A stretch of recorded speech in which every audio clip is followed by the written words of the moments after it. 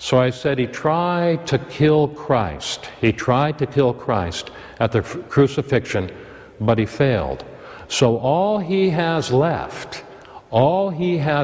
is to remove the memory of God from the larger culture.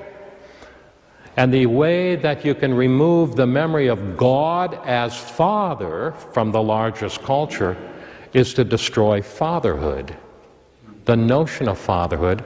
And in order to destroy the notion of fatherhood, you have to destroy our understanding of manhood.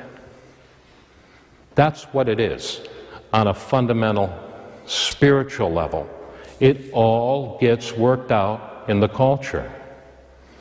I think that feminism,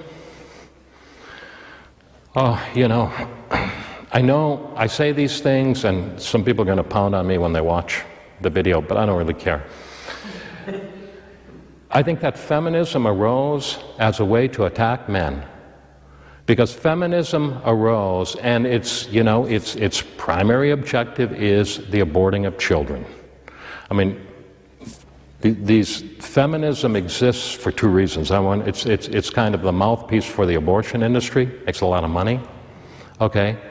But it also exists on a spiritual level to deny the central, most beautiful, most prescient point about the female is that she can bear children.